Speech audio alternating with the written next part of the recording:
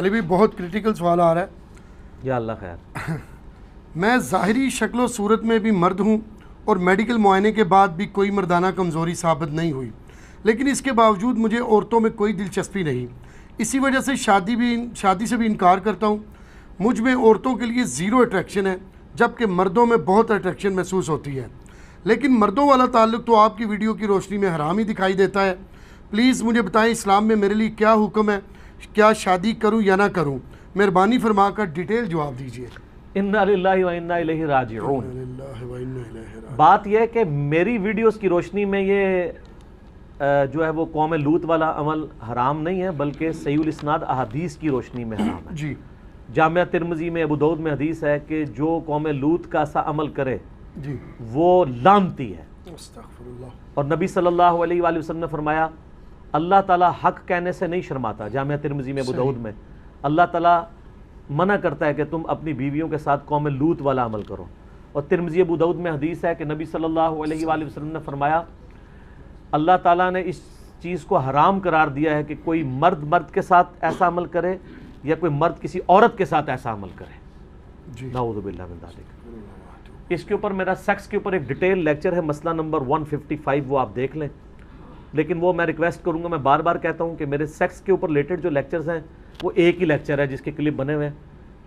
عورتیں عورتوں میں بیٹھ کے دیکھیں، مرد مردوں میں، یعنی اختلاط میں نہ دیکھا جائے. اس کے شروع میں نے اناؤنسمنٹ یہ کی تھی. باقی تو میرے اندر یہ کیپیبلٹی نہیں ہے کہ میں اس طرح کے ایشوز کے اوپر آئے دن، آپ کو پتہ ہے یہاں تو وہ لال داڑھی والی سرکار جو ہے وہ روزانہ انہوں نے کوئی نہ کوئی سیکسی قسم کا کلپ چڑھایا ہوتا ہے. میری ایک کمپیٹنسی نہیں، سیدھی سی بات ہے. میں نے ایک کلپ ریکارڈ کرا کے اس کو بند کر دیا تھا اس ٹاپک کو. چونکہ یہ ٹرانسجینڈرز کا جو ایشو ہے، ہیجڑوں والا اور مخنثین والا، یہ چونکہ ایک کریٹیکل ایشو ہے اور یہ لوگوں کے ساتھ یہ مسئلے ہیں. ایسے جو شخص ہے اس کو سب سے پہلے میڈیکلی اپنا علاج کروانا چاہیے، چیک کرنا چاہیے کہ یہ کہیں ہیجڑا تو نہیں ہے. اور یہ ہجڑا ہونا کوئی عیب نہیں ہے، اللہ تعالیٰ نے یہ نہیں پیدا کیا ہے، اس طرح لوگوں کو بنایا ہے. اس کے اوپر میرا خیال ہے کوئی عیب والا معاملہ نہیں ہے، کوئی اس کے اوپر کسی کو آر نہیں دلانی چاہیے. اور نہ اس حوالے سے اگر کسی کو اللہ تعالیٰ نے اس آزمائش میں ڈال دیا ہے آپ اس کے اوپر کوئی اس طرح کے کومنٹس پاس کریں.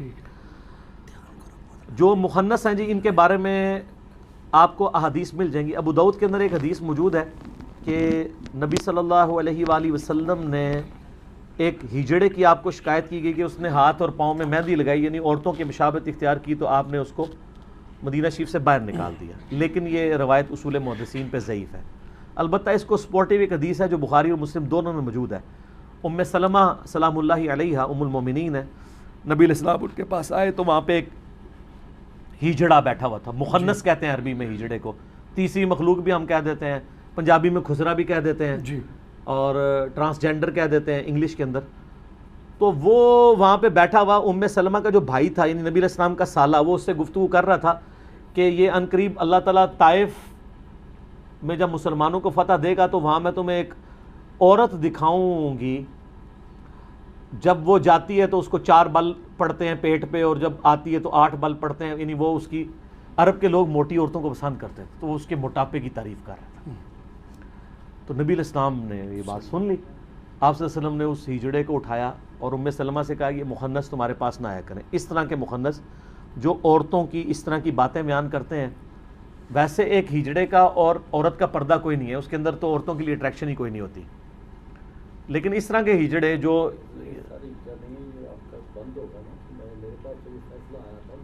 میں اس پہ بات کر رہا ہوں، ڈسکشن کرتے ہیں. اس طرح کی جو چیزیں ہیں نا جی، وہ یعنی جو اس قسم کے ہجڑے ہیں ان کو تو عورتوں کے پاس بیٹھنے کی مخنثین کو اجازت نہیں ہے جی.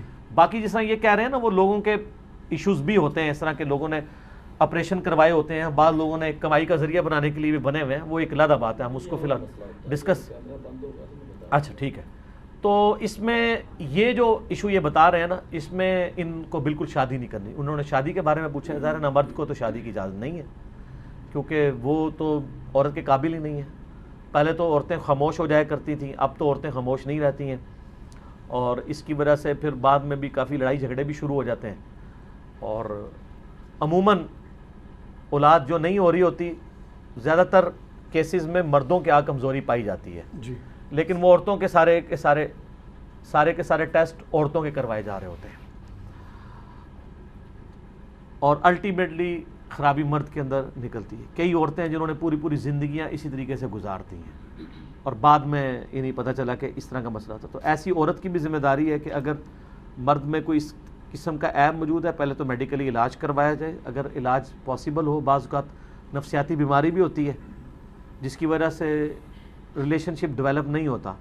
میں ذرا کوڈ ورڈز میں بات کروں گا اور یعنی کیونکہ ہر قسم کے لوگوں نے یہ ویڈیو دیکھنی ہوتی ہے تو ایسے لوگوں کو پھر علاج کروانا چاہیے. کسی یعنی میڈیکل اسپیشلسٹ سے رابطہ کریں جو اس فیلڈ کے اندر ہے. اور اگر پھر ڈکلیئر ہو جاتا ہے کہ اس طرح کا ایشو ہے تو پھر ٹھیک ہے، ان کے لیے تو ٹیشن نہیں ہے. رہا باقی مردوں میں ٹیشن والا مسئلہ تو ویسے ہی حرام ہے. صبر کریں. صحیح بخاری میں حدیث موجود ہے، مسلم میں بھی ہے، اے نوجوانوں کے گروہ نکاح کرو جس میں نکاح کی استطاعت نہیں ہے، وہ روزے رکھ کر اپنی شہوت کو ٹھنڈا کرے. نکاح کرنا آنکھوں کی حفاظت کا ذریعہ ہے اور اپنی عصمت اور عفت کی حفاظت کا ذریعہ ہے. یہاں پہ اسپیسیفکلی اس اعتبار سے کہا گیا ہے استطاعت کہ وہ فیملی کو سپورٹ کر سکتا ہو، تبھی اس کو کہا جا رہا ہے کہ روزوں کے ذریعے شہوت ٹھنڈی کرے. اب اگر وہ فیملی کو سپورٹ بھی کر سکتا ہے لیکن دوسری استطاعت نہیں ہے عورتوں والی تو ظاہر ہے وہ تو نہیں پھر شادی کرے گا. اور اگر مردوں والا معاملہ ہے تو ظاہر ہے وہ خوف خدا کرے اور اس گناہ سے توبہ کرے، اپنا میڈیکل علاج کروائے اور روزے رکھ کے اپنے معاملات کو سیدھا کرے، اللہ کی طرف رہے. عموماً ایسے لوگوں کا اٹھنا بیٹھنا ہی ایسے لوگوں کے ساتھ ہوتا ہے کہ ان کو لت پڑی ہوئی ہوتی ہے. یہ بھی ایک لت ہے نا جی. یہ تو صرف ان لوگوں کو نہیں ہے، کہ شادی شدہ لوگوں کو بھی لت پڑی ہوئی ہے. اور معذرت کے ساتھ مطلب مدرسوں میں یہ کام بہت بڑے لیول پہ ہو رہا ہوتا ہے. میں سارے مدرسوں کو اور سارے مدرسوں کے اسٹوڈنٹس یا ٹیچرز کو نہیں کہہ رہا ہوں، لیکن جو لوگ مدرسوں سے پڑھے ہیں ان کو پتہ ہے یہ معاملات اسکولوں کے اندر کم ہوتے ہیں کیونکہ ہاسٹل وغیرہ نہیں ہوتے. ادروائز اسکولوں میں بھی اگر ہاسٹل شروع ہو جائیں تو مدرسوں سے بھی زیادہ کام اٹھ جائے کیونکہ وہاں پہ اویلیبلٹی ٹیچرز کے لیے نہیں ہوتی. ویسے تو اس طرح کے واقعات اسکولوں کے لیے بھی رپورٹ ہوتے ہیں. یہ بھی یعنی میڈیا کی بھی دو نمبری ہے، صرف مدرسوں کو ہائی لائٹ کرتے ہیں، اسکولوں کو بھی کرنا چاہیے جہاں پہ اس طرح کی برائی ہو رہی ہے. لیکن یہ علیحدہ بات ہے کہ مدرسوں میں یہ زیادہ ہو رہا ہے کیونکہ وہاں پہ اویلیبلٹی زیادہ ہوتی ہے، ان کے پاس چانس زیادہ موجود ہوتا ہے کیونکہ وہ تو بیچارے ماں باپ تو غربت کی وجہ سے بچے چھوڑ کے چلے گئے ہوتے ہیں، بعد میں وہ استادوں کے رحم و کرم کے اوپر ہوتے ہیں. تو میں اب اس میں کوئی زیادہ یعنی ولگر گفتگو کرنا نہیں چاہتا. آپ کو مدرسوں کا معاملہ پتہ ہے. اگر آپ نے اس معاملے میں میرا کلپ دیکھنا وہ بڑا سخت کلپ تھا عبدالستار ایدھی صاحب کے اوپر، جب ایک مفتی نے کامنٹس کیے تھے، میرا وہ کلپ بڑا وائرل ہوا تھا، تو وہ آپ دیکھ لیں تو آپ کو پتہ چل جائے گا. عبدالستار ایدھی انجینئر محمد علی مرزا لکھیں تو وہ کلپ ٹاپ پہ کھل جائے گا. ٹھیک ہو گیا جی؟ جزاک اللہ. جہاں تک سوال میں سنا تھا اس میں وہ میڈیکلی بندہ کہہ رہا ہے کہ میں فٹ ہوں. میں نے جواب ہر طرح سے دے دیا. ٹھیک ہو گیا. علی بھی اسی حوالے سے اگلے 5 سوالات ٹرانسجینڈر سے ریلیٹڈ ہیں، یعنی مخنث، ہجڑے یا تیسری جنس سے متعلق احکام کیا ہیں. ان میں پہلا سوال ہے ٹرانسجینڈرز یعنی ہجرہ ہونا کیا معاشرتی مسئلہ ہے یا کہ بایولوجیکل مسئلہ ہے؟ بایولوجیکل تو ہے، یہ تو چیز اسٹیبلش ہے، اس میں کوئی شک نہیں ہے جی. لیکن انڈیا، پاکستان، بنگلہ دیش میں بالخصوص یہ معاشرتی مسئلہ بن چکا ہے کیونکہ لوگوں نے سورس آف انکم اس کو بنا لی. یعنی ہم بھی، آپ بھی جانتے ہیں، ہمارے اپنے معاشرے میں کئی ایسے لوگ ہیں جو بالکل نارمل تھے، انہوں نے ہجڑا بن کے کمائی کا ذریعہ، پھر یہاں پہ لوگ آپریشن بھی کروا کے خود اڈاپٹ کر لیتے ہیں. تو یہ تو حرام ہے. قرآن حکیم میں واضح ہے، سورہ نساء کی آیت نمبر 119 میں وَلَآمُرَنَّهُمْ فَلَيُغَيِّرُنَّ خَلْقَ اللَّهِ، میں ضرور تیری مخلوق کو ابھاروں گا کہ تیری بنائی ہوئی تخلیق کو بدلیں گے. جی.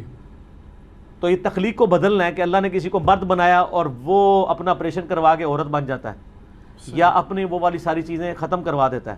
یہ تو بخاری مسلم دونوں میں حدیث ہے. صحابہ کرام نے نبی الاسلام سے اجازت مانگی تھی کہ ہم اپنے آپ کو خصی کرنا چاہتے ہیں، یعنی اپنی یہ مردانہ قوت کو ختم کروانا چاہتے ہیں آپریشن کے ذریعے. اس زمانے میں بھی آپریشن ہوتے ہی تھے. تو نبی الاسلام نے اس چیز سے منع فرمایا، قطعاً منع فرمایا. صحیح. اور بخاری مسلم دونوں میں حدیث ہے کہ نبی الاسلام ایک دفعہ گھر میں تشریف فرما نہیں تھے تو 3 اصحاب آئے، ام المومنین سے آ کے پوچھا کہ اللہ کے رسول صلی اللہ علیہ وآلہ وسلم کی دن رات کی روٹین کیا ہے. تو انہوں نے بتایا کہ نبی الاسلام نماز بھی پڑھتے ہیں، نوافل بھی پڑھتے ہیں، رات کو سوتے بھی ہیں، اپنی بیویوں کے پاس بھی جاتے ہیں. تو انہوں نے نبی صلی اللہ علیہ وآلہ وسلم کی عبادت کو ہلکا جانا. تو انہوں نے، ان میں سے ایک نے کہا کہ نبی الاسلام تو بخشے بخشائے ہیں، میں تو روزانہ روزہ رکھا کروں گا. دوسرے نے کہا میں روزانہ پوری رات جاگ کے نفل پڑھوں گا. تیسرے نے کہا میں شادی نہیں کروں گا، شادی کر کے تو جھنجھٹ پالنے والی بات ہے، میں اللہ کی عبادت میں وقت گزاروں گا. یہ تینوں سٹیٹمنٹ دے کے وہاں سے چلے گئے. تو نبی صلی اللہ علیہ وآلہ وسلم جب واپس آئے تو ان تینوں کے بارے میں بتایا گیا. آپ صلی اللہ علیہ وآلہ وسلم جلال میں آپ فرمایا بلاؤ ان کو. بلایا گیا. آپ فرمایا اللہ کی قسم میں تم سے زیادہ اللہ کا تقوی رکھتا ہوں. بے شک. یعنی تقوی کی نشانی یہ کام نہیں ہے. جی ہاں. یہ لادہ بات ہے کہ آپ کہتے ہیں کہ بزرگ نے 40 سال تک عشاء سے فجر پڑھی. یہ متقی ہونا نہیں ہے, یہ سرکس ہے. آپ علیہ السلام نے فرمایا کہ میں رات کو سوتا بھی ہوں, جاگتا بھی ہوں, اپنی بیویوں کے پاس بھی جاتا ہوں, میں نفلی روزے رکھتا بھی ہوں, چھوڑ بھی دیتا ہوں, اور نکاح تو میری سنت ہے. جس نے میری سنت سے اغراض کیا اس کا مجھ سے کوئی تعلق نہیں ہے. جو آپ کے نکاح پڑھاتے وقت حدیث پڑھی جاتی ہے, نکاح سنتی فمن رغب عن سنتی فلیس منی.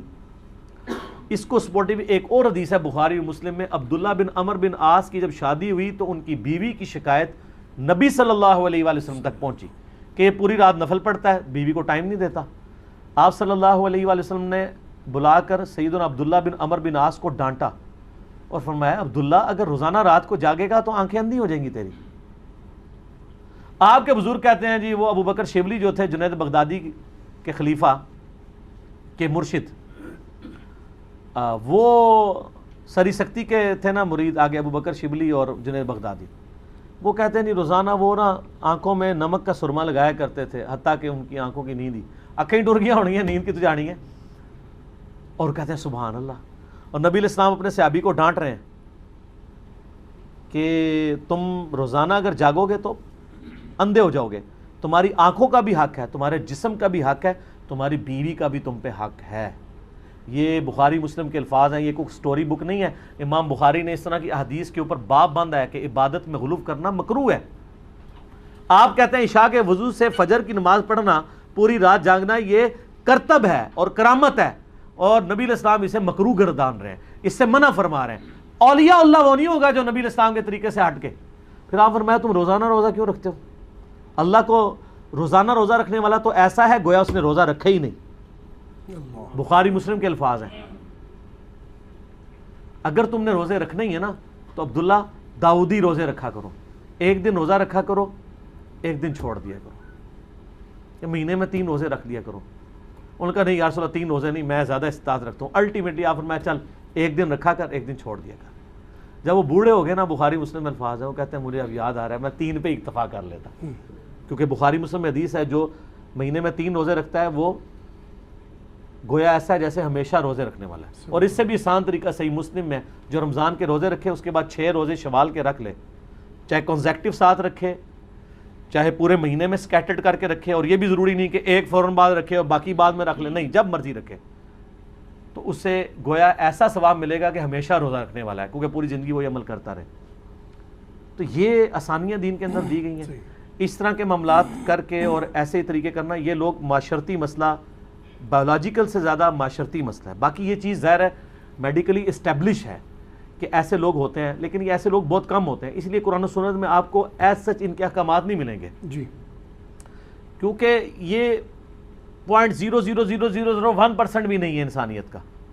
زیادہ تر اڈاپٹیڈ لوگ ہیں جنہوں نے یہ ساری چیزیں اڈاپٹ کی ہوئی ہیں. باقی جو اس طرح کے ایشوز ہیں تو پھر وہ دیکھا جائے گا. ان میں بھی یعنی 2 ٹائپس ہوتی ہیں, جو واقعی اوریجنل ہجڑے یا مخنث عربی میں کہتے ہیں یا ٹرانسجینڈر ہیں. جو اوریجنل والے ہوں گے نا وہ ان میں بھی پھر ڈویژن ہوتی ہے, کچھ مردوں کے زیادہ قریب ہوتے ہیں, کچھ عورتوں کے زیادہ ہوتے ہیں. تو اس اعتبار سے پھر ان کے احکامات دیکھے جائیں گے. ٹھیک ہے, جزاکم اللہ.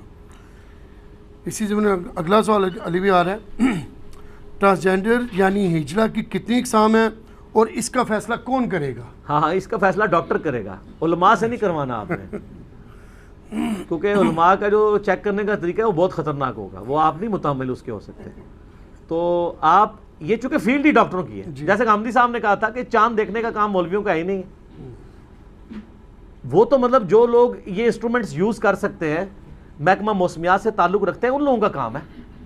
ٹھیک ہے, ہاں علماء مطلب ان کو شرعی مسئلہ ضرور بتائیں گے, باقی ایکسپرٹیز تو ان کی ہیں.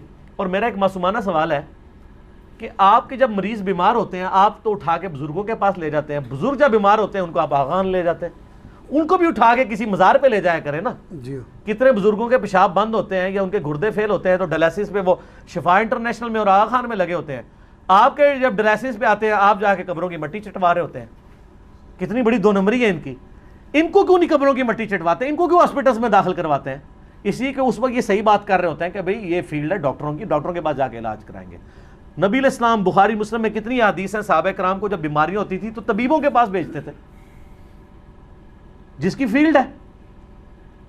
یہاں ان کی یہ فیلڈ ہی نہیں ہے. یہ ڈاکٹر فیصلہ کرے گا، بلکہ ڈاکٹرز کا بھی پینل ہونا چاہیے جو مطلب ان بائزڈ ہو کے فیصلہ کرے. جی نبی صلی اللہ علیہ وسلم نے تو کلیئر کٹ جو ایکسپرٹس ہیں نا ان کی طرف جانے کا حکم دیا. قرآن میں ہے فَاسْأَلُوا أَهْلَ الذِّكْرِ إِن كُنتُمْ لَا تَعْلَمُونَ. اگر تمہیں علم نہیں ہے تو اہل علم سے پوچھو، اہل ذکر سے. جو فیلڈ ہے، جیولوجی کی بات ہے جیولوجسٹ بتائے گا، اسٹرونومی کی بات ہے اسٹرونومی کی فیلڈ کا اسٹرونومر بتائے گا. اسی طریقے سے ایمبریولوجی کی فیلڈ کا تعلق ہے وہ گائنی کا ڈاکٹر بتائے گا. اور نبی علیہ السلام کتنے منصف مزاج ہیں. صحیح مسلم میں اوپر تلے 4 حدیث ہیں. آپ صلی اللہ علیہ وآلہ وسلم ایک جگہ سے گزرے، وہاں پہ لوگ گرافٹنگ کر رہے تھے، پیوند کاری. آپ نے فرمایا اگر یہ پیوند کاری نہ کرو کھجوروں کی تو کیا ہے؟ تو انہوں نے کہا یا رسول اللہ اس کے فصل زیادہ ہوتی ہے. آپ فرمایا اگر نہ کرو تو کیا ہے؟ بس اتنا کہہ کے چلے گئے. آپ نے کوئی مشورہ نہیں دیا کہ ضرور کرو یا نہ کرو. انہوں نے اس سال وہ گرافٹنگ نہیں کی، ان کی فصل کم ہو گئی. وہ شکایت لے کے نبی علیہ السلام کے پاس آ گئے، کہا یا رسول اللہ ہم نے اس دفعہ پیوند کاری نہیں کی ہے تو فصل کم ہوئی ہے. تو آپ علیہ السلام فرمایا میں نے تمہیں منع تو نہیں کیا تھا، یہ میرا ایک مشورہ تھا دنیاوی طور پہ. اور آپ علیہ السلام نے ساتھ ارشاد فرمایا اگر میں کوئی بات اللہ کے ریفرنس سے تمہیں دین کی بتاؤں وہ ماننا تم پہ واجب ہے. اگر میں اپنے دنیاوی ایکسپیرینس سے تمہیں کوئی تمہارے دنیاوی معاملات میں بات بتاؤں تو انتم اعلم بامر دنیاکم، تم دنیا کے کاموں کو مجھ سے بہتر سمجھتے ہو.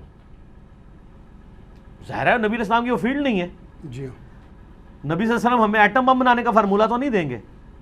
آپ کی جو فیلڈ تھی اس طرح کی ایکسپرٹیز تھی بھیڑ بکریاں چرانا، وہ تو ٹھیک ہے. لیکن عرب کے لوگوں سے اگر یہ پوچھا جائے کہ بھینس کی عادتیں کیا ہیں، وہ تو آپ کو کوئی سیابی بھی نہیں بتا سکے گا، کیونکہ وہاں کا جانور تو گائے ہے. گائے اور بھینس کے نخرے ہی ڈیفرنٹ ہے. بھینس تو بڑا لاڈلا جانور ہے تو چھوٹی چھوٹی بات پہ بیمار ہو جاتا ہے. صحیح. گائے ٹف ہے. ٹھیک ہے. تو انتم اعلم بامر دنیاکم، تم دنیا کے کاموں کو بہتر سمجھتے ہو. اسی طریقے سے میڈیکل ایشوز جو ہیں ان کے اوپر آپ نے ایکسپرٹ سے رابطہ کرنا ہے.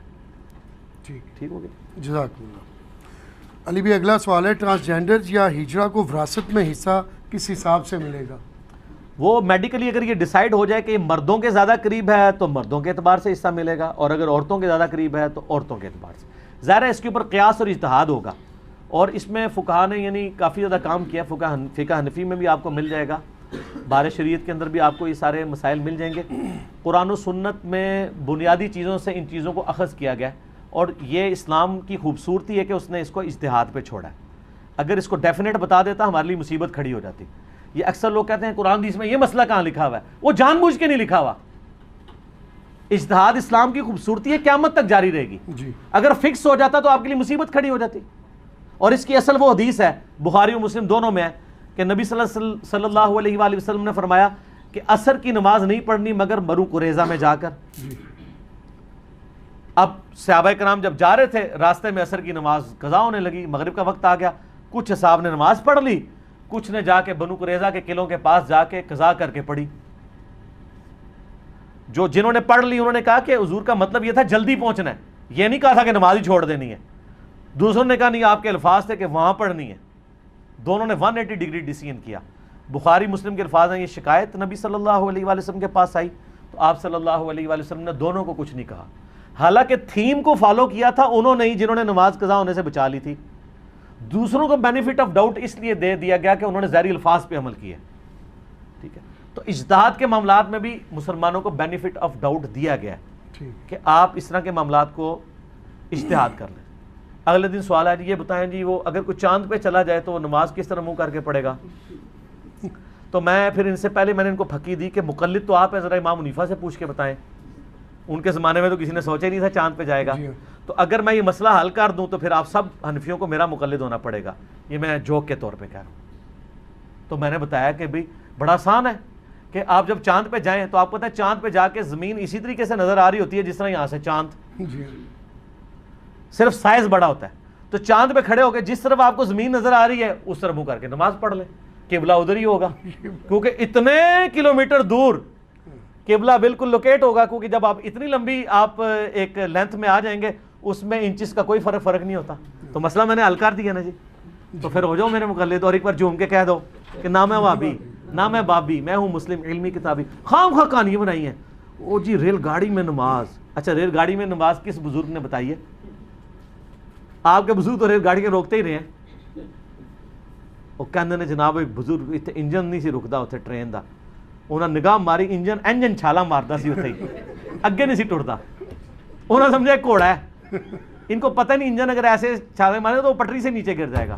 ٹھیک ہے، تو آپ بتائیں بزرگوں نے روکی ہے. جن بزرگوں کو یہ زوم ہے نا کہ وہ انجن روک سکتے ہیں، یہ سارے کے سارے بزرگ جو ہے نا وہ ان کو سامنے صرف انجن کی پٹری کے آگے بٹھا دے، 120 کی رفتار میں ریل کار ہم لے کے آتے ہیں، روک کے بتائے کوئی. کہانیاں بنائی ہیں اس طرح کدھر کو روک سکتا ہے خام خواہ. اچھا پھر بزرگ ہر جگہ بھی آ جاندے نے، کہندے نے مڑ مڑ کے ساڑے بزرگاں نوں رگڑدا. کہ کریے بزرگاں نے خرابی بڑی وڈی لیول دی پائی ہے. جب تک کتے کو آپ کنویں سے نہیں نکالیں گے ڈول نکالنے سے پاک نہیں ہوگا. جو فرسودہ نظریات قرآن و سنت کے مقابل داخل کر دی انہوں نے دین میں، یہ ساتھ ساتھ نکالنے ضروری ہیں. صرف ڈول نہیں نکالنے، میں ڈول بھی نکالتا ہوں اور ان کو بھی نکالتا ہوں.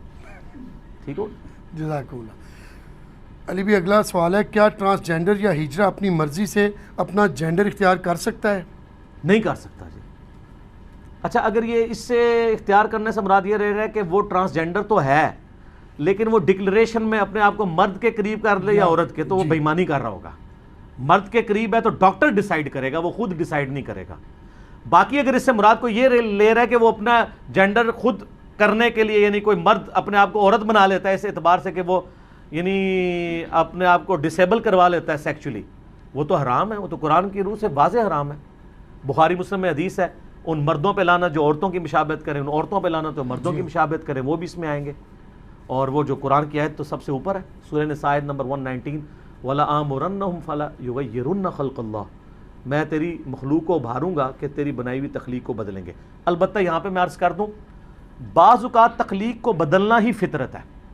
جیسا کہ بخاری و مسلم میں حدیث ہے، 5 چیزیں فطرت میں داخل ہیں: مونچھے کا پست کرنا، زیر ناف بال کاٹنا، بغلوں کے بال کاٹنا یا اکھیڑنا یا صاف کرنا، ناخن کاٹنا اور ختنہ کروانا.